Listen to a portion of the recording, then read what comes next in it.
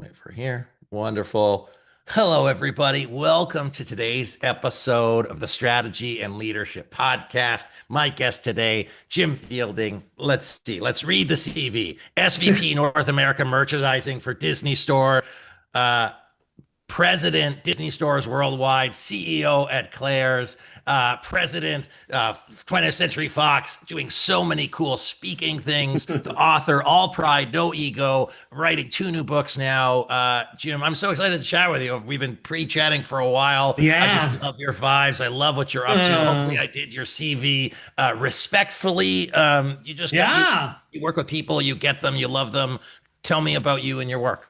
Yeah. I mean that pretty much sums it up, Anthony. I mean, I feel, now with the benefit of hindsight, looking back on my long corporate career and my now solopreneur career, you pretty much hit the nail on the head. I love people. I love human beings. I'm like a creature of human. I study human beings almost like going to a zoo, and I don't want that to sound gross, but I love consumer behavior, watching, when I was running retail, like watching how people shop online and offline, like just sitting outside stores and watching how the experience went.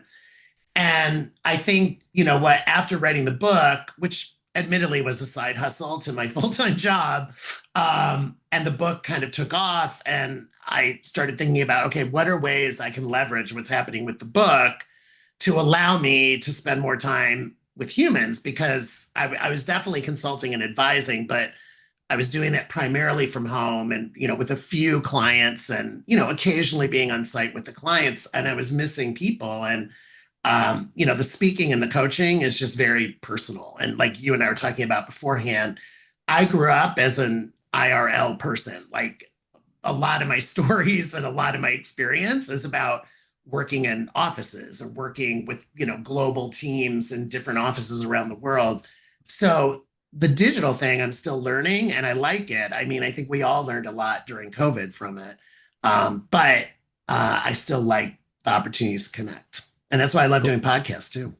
Awesome. So let's talk, like, in terms of our journey, let's start it talking about retail. Let's start talking about Sure. consumer behavior, what you see, whether that was Yeah. practical learning, what they took away, how that you thought about Mm-hmm. them making decisions. And let's Mm-hmm. move into the leadership, the kindness, the supporting Yeah. people, Yeah. supporting teams, making teams. So retail, what did you learn? What did you take away? What did you find fascinating in your time observing behaviors and patterns and things like that? Well, I mean, I feel like I mean, this is going to make me sound old, but I feel like I lived through all these kind of mini revolutions within retail, right? Because when I started, I was a department store trainee, and department stores were the place that America, in particular America, shopped. And I'm talking the 80s. Then it became specialty stores, and I made the move to specialty stores, and I worked at the Gap for almost 10 years. And I say to everybody, that was like getting an MBA in retail, because the Gap at that time in the late 80s and 90s was hot, hot, hot. And I was surrounded by brilliant, talented people and worked directly with Mickey Drexler, who was like the guru of specialty retail. Then I went to catalog at Land's End, catalog and then online. And a lot of people, Land's End, Wisconsin, a lot of people think they confuse it with LL Bean all the time.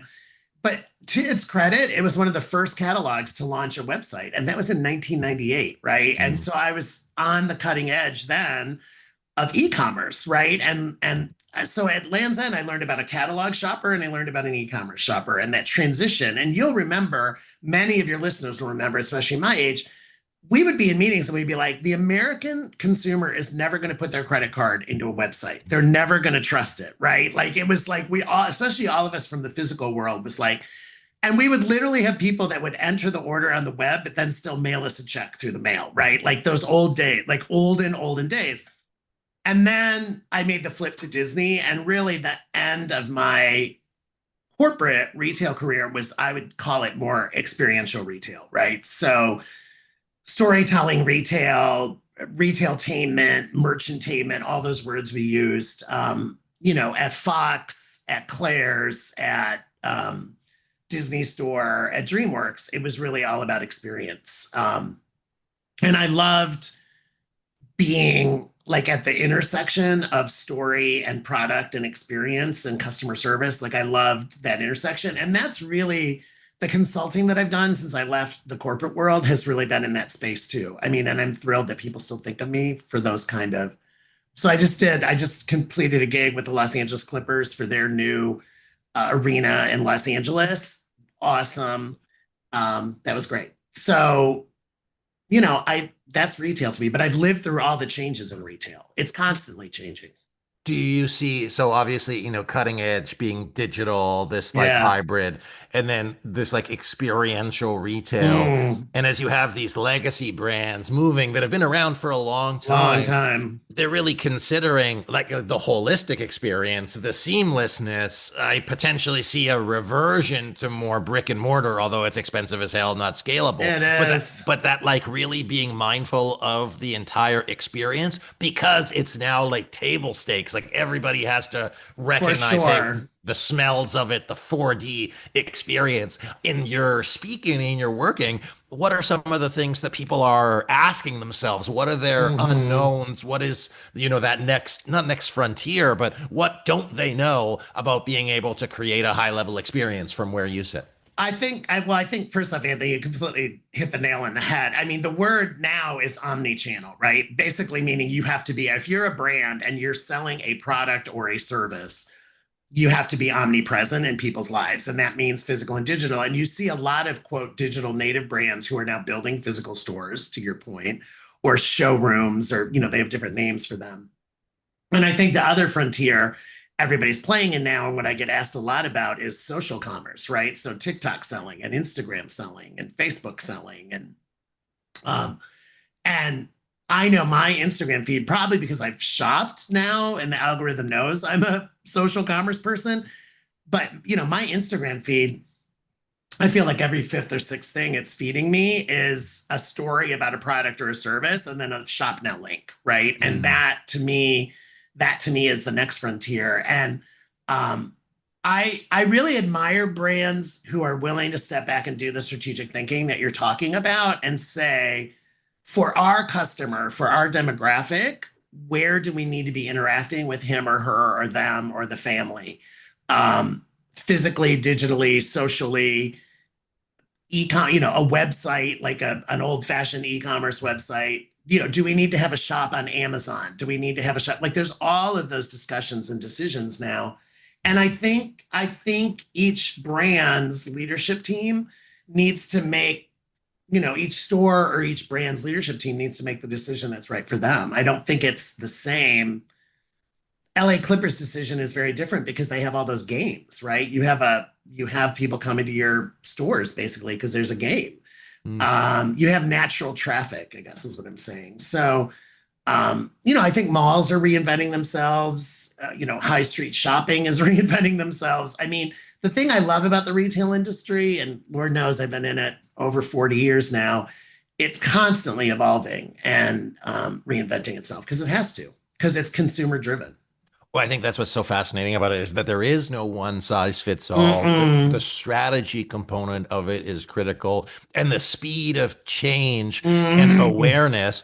You have to be fast and proactive, but you Mm-hmm. also can't be short-sighted. I saw like a thing Yeah. where I think it was like Nestle was trying to introduce, and this was an Instagram reel, which Yeah. is where I Yeah. get all my news. They're like, we're Yeah. trying to introduce coffee to Japan. Well, we don't have coffee, so like start with like a candy so that when kids taste it in 20 years, it'll Yes. help you get into the market like 15 years from now. So like not just planning for 2025, 2030, but saying, hey, how does my brand and Disney and those type of organizations and Fox, they think forever because Totally. I It think that takes, is Jiminy Cricket on it your. is. So Yeah. that's a 40-year-old movie that is still very present to you, and I Mm-hmm. find that fascinating as a brand. Yeah, totally. And I love that you say that because one of the things, now I'm in advising consulting role, but I really will not take a gig, honestly, and I'm not trying to sound arrogant, if someone's not at least doing like a 3 or 5 year plan, because I think some of these things take a while to execute, right? And Mm.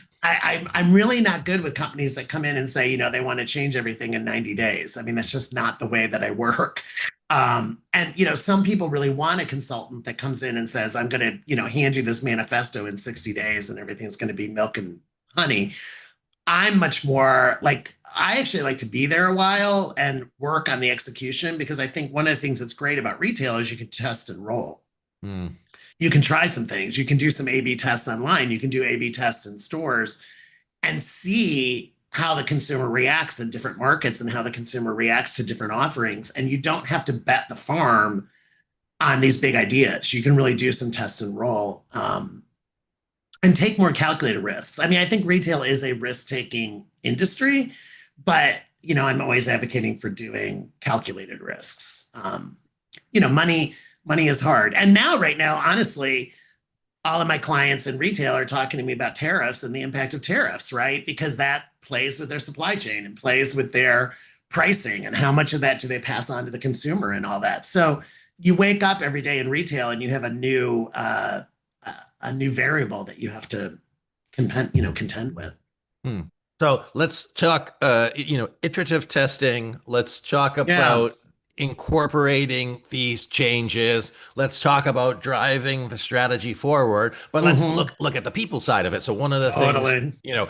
talk about creating safe spaces, creating high performance culture, creating, trust. I find when we work with teams and we talk about, hey, we want to move this change forward, well, change happens with people. I think they look at it as like an all or nothing kind of thing, but the Yeah. only way that it actually moves forward is by doing that incrementality, like talking to one human being at a time. What are your thoughts on Yeah. driving these changes forward, both from a people, like just overall part, but also incorporating, hey, Yeah. here's the new vision and we need to get people bought in. The floor is yours. Yeah. I mean, I think it's such a great question, because especially like in this age of technology, in this age of AI, right? I get asked a lot, like, what jobs in retail or media are going to be eliminated with AI, blah, blah, blah, blah. And the thing about media and retail, especially experiential retail, you're still going to need people, because in physical stores, I do not think in my lifetime like robots are going to be running the stores. I'm sure there's other people that you would have on here that would say that, but I'm not. And I think a perfect example of that is self-checkout. 5 years, 6 years ago, self-checkout was all the rage at like CVS and Walmart and Walgreens and Target. Now, if you look what's happening, they're taking all the self-checkout lanes out and they're going back to actually human beings ringing them up. Why? There was loss prevention issues. There was confusion issues. Like, there's a lot of issues. But at the end of the day, people still like a human being when they're like checking out that says thank you and looks at them and makes eye contact and all that kind of stuff. So, I mean, for me, I would say my entire career, building cultures, globally, change management was a huge one of my school skill sets, because you had to manage change, and you asked some pretty big questions there. I mean, it all starts with having the vision and the communication plan in place to explain what is the change and why are we making this change. And then, to your point, taking it down to each individual member of the team and what does that change mean for me, right? So if it's a big change, you've got to have the time to do large group meetings, small group meetings, one-on-ones, two-on-ones, three-on-ones. It takes a while for that change to permeate your organization, particularly in these times of hybrid offices and in these global teams. Like, you have different time zones, different cultures, different languages. It takes a while to communicate change. And one of the stories I tell in the book, I always call it it's the train story, is what I realized managing human beings all these years in change is everybody reacts to change differently. And I liken it to like you're on a train platform and the train is leaving the station. And some people on your team will like literally get on the engine and drive the train. It's like they'll just jump and they'll just go, right? Then you have another group of people that are like, I think I'll wait a little bit and I'm going to take the first class car, right? I'm not necessarily the driver, but I'm going to take the first class car. Then you have the people that like get on second class. Then you have the people that kind of get on the baggage, cargo part. Then you have that caboose coming and you've still got people on the platform and you're like, are you going to get on the caboose? Like, because the change is happening and we're going on to the next station. And you see people hesitating and you can literally see it in meetings. And I'm thinking, oh God, are they going to get on the caboose? Are they going to get on the caboose?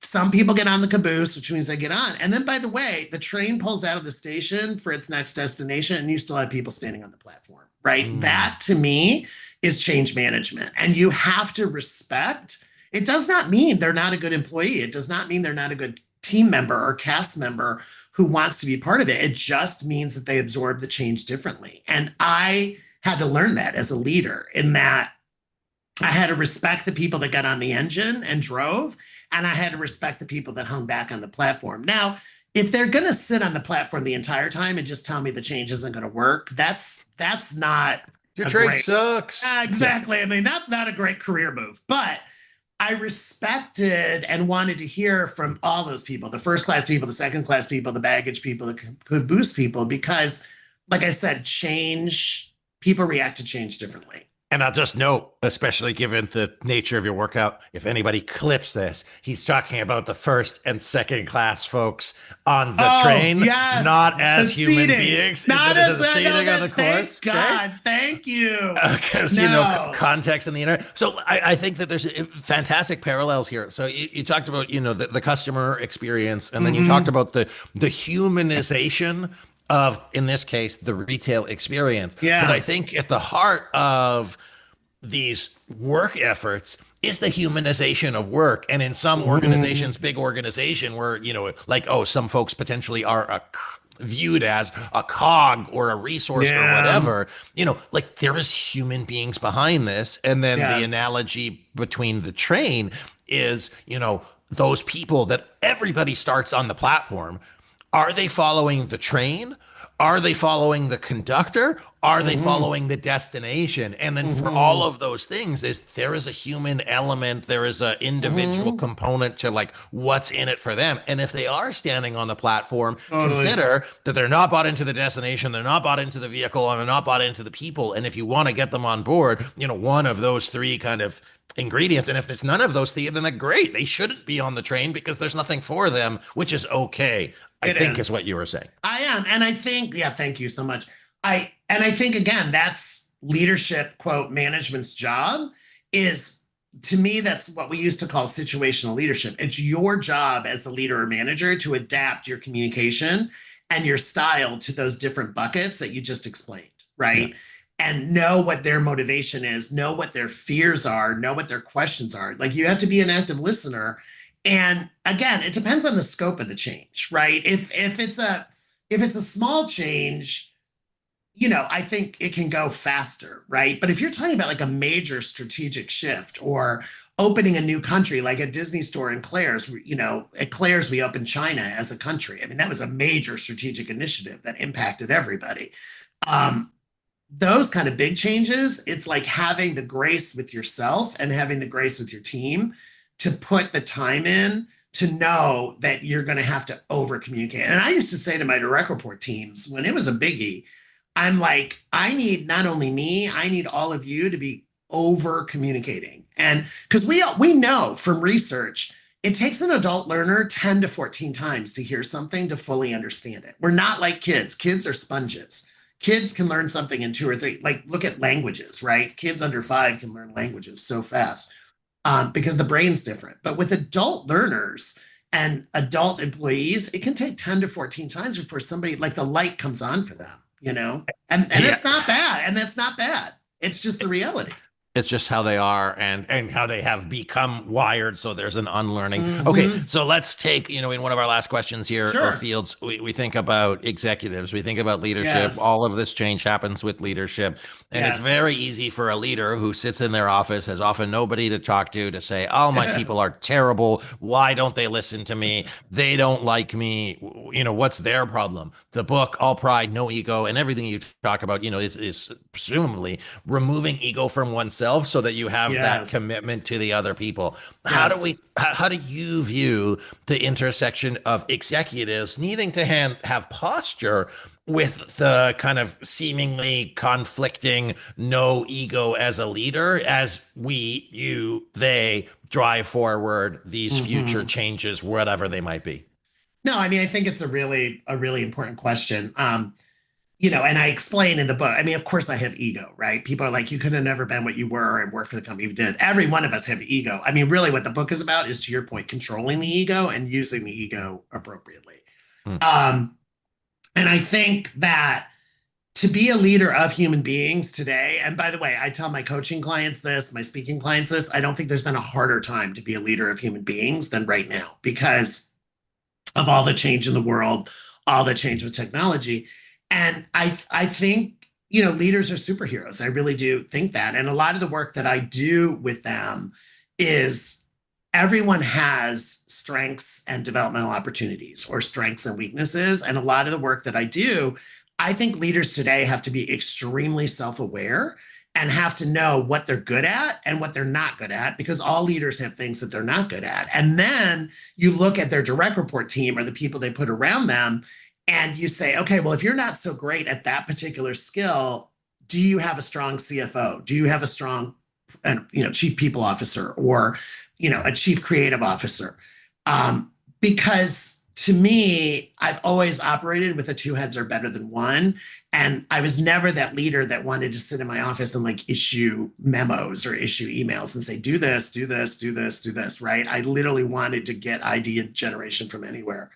And I think that's the way you have to lead today. And I think, to your point, physically, digitally, hybrid, however you're managing your team, you've got to, quote, get out of the office, right? You've got to get out of behind closed door, interact with your teams, see what they're working on, let them ask you questions, and be humble. This is where the ego thing comes in. Be humble and vulnerable enough. If somebody asks you a question, you're like, I don't know that answer, but that's a good question. Let me get back to you. And then write it down and get back to that person, right? Because you owe them that.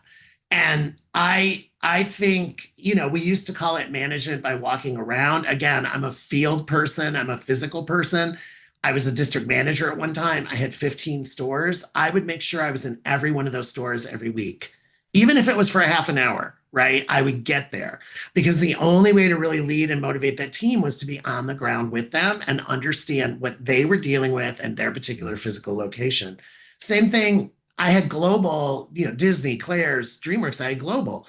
That meant I was on the road a lot. I was in Japan. I was in Latin America. I was in Europe, because, again, how the German team feels about something is completely different than what the Canadian team feels, is completely different than what the Mexican team feels. And it's your job as a leader to understand that. And to me, a leader creates physically and psychologically safe spaces for people to bring their best. That's my theory in a nutshell.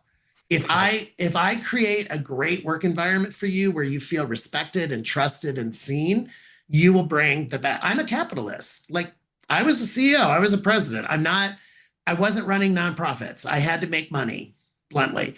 I had to make money for the shareholders. I had to make money for my bosses, right? And so, but my theory was, if I created those kind of environments, I get the best and the brightest. And listen, working in Hollywood, working in Los Angeles, it was competitive for the best talent. Your people would get poached all the time. And it wasn't about money. You know this, Anthony. It wasn't about somebody paying them more or giving them a new title. It was always about culture, environment, and where they were working, right? And so if I wanted the best team in experiential retail, in licensing and merchandising, in consumer products, I needed to create an environment where I attracted and retained the best. Yeah, I mean, so much there. So first of all, I think just the commitment to kindness. You never use the word kindness, but like it just strikes me as, like there's a fairness, there's a, hey, developmental opportunities instead of saying weaknesses, you suck at something. Yes. I think that those that have worked in retail can recognize, and unfortunately I never did, can recognize the kind of special hell it is, because, shout out my friend Daryl Louie, who worked at the Gap in Oak Ridge. Doesn't mean anything to most of our global listeners, but like every one of those things is somebody is leaving their world. They are still in their world. They're entering your world, just like I worked in hospitality. Yes. It's that micro interaction that, you're trying to like take them along this path. And so what I hear from you as a leader, your management by walking around, is you are taking that same retail experience to make sure, hey, this person has their world. I am temporarily entering it to support them with their goals and objectives. If I'm not doing that, and folks that have never worked in shitty jobs, you want to stay in your office because it is safe, but safe is not where it makes a big difference for other people, because they're not in your world. You need to get into their world. I mean, here's a perfect example. And I love that you were in hospitality. I work with a lot of college students, like undergrad and grads. I tell everybody they should work in hospitality, retail, or wait tables, like one of those service businesses, because to me, that is putting yourself in your customer's shoes. But here's a great example. When I was CEO of Claire's, president of Disney Store, in your stores in Manhattan, they get shipment at midnight. You're not allowed to receive stock during the day in Manhattan because of the traffic, right? So that would mean when I was in Manhattan, I'd be in that store at midnight receiving stock with them because I wanted to see what that looked like. Like I wanted to work with the overnight crew. And yeah, that meant I was opening boxes and putting, stuffed animals on shelves and things. But it was one of the only cities in the world where we had overnight crews, right? Because that they got their shipments at midnight. Um, on the sidewalk in many cases. We had to have security guards, right? Because the boxes would just get thrown in the sidewalk and then you'd have to run them into the store. But I would be there doing that with them because I wanted to learn. It's not like I was there every time, but whenever I went to Manhattan, I would always do a schedule where, I'd one of my days at noon and I'd go rest and then I'd pop back into the store at like 11 p.m. because I wanted to see what it was like. And I didn't want them to tell me, I wanted to feel it. Yeah. Because you can't. It's not the same. And the perspective is reality, and everybody's reality is true to them. And you can't Yes. actually connect with somebody until you understand their Yeah, reality and experience it. completely. Completely. Yeah. Okay. Time flies when you're having fun. I'm sure we could talk Yeah. a lot. People can listen to Jim more on his podcast. You're writing more books. What is upcoming for you, and how can people connect with you? Yeah, I mean, the easiest way, I mean, my website is jimfielding.com, and it is me if you connect there. Jim Fielding on LinkedIn. Hi, Jim Fielding on Instagram. I have new books coming out. To your point, the podcast is called Jim Fielding and Friends on Spotify, Apple, and YouTube. And yeah, I mean, I post every day on LinkedIn. We've talked a little bit about it. I mean, people laugh. They're like, if I send you a message on LinkedIn, is it really you? Yes, it's me. Like I do my own comment. It's not like I have this overwhelming inbox of messages, but I love connecting with people. It's why I do your podcast and podcasts like yours. It's why I did my own podcast, and it's why I go out and do speaking gigs and book gigs and things like that. So I learn all the time. I am a lifelong learner and constantly curious. I say that all the time, and every person I connect with, I learn something from, and I love that. I never want to be done. I want to learn something new every day. Excellent. Well, I love it. Well, I think, hearing about the growth and development from the 90s to the 2000s, the Ugh. 2010 to 2020, who knows what 2030 is going to be, whatever Yeah. Zennial thing, Gen X, Gen Y. But super grateful for your sharing, super grateful for Yeah. who you are in the world, for Thank human you. beings, and just keep doing the great work that you're doing. And Thank you so much. we'll talk next time. Yeah. My pleasure. Folks, my guest today, Jim Fielding, one of the things is, walking in with caring, walking in with understanding, being able to drive big results, being able to make money, help people doing it. In order to do that, you got to walk the walk. You got to talk the talk. You got to understand your people. I'm super grateful. Check out his book, All Pride, No Ego. You can find him on LinkedIn. Hi, H-I, not H-I-G-H. Glad you clarified that one. Jim Fielding, thank you, everybody. Appreciate you being here. If you like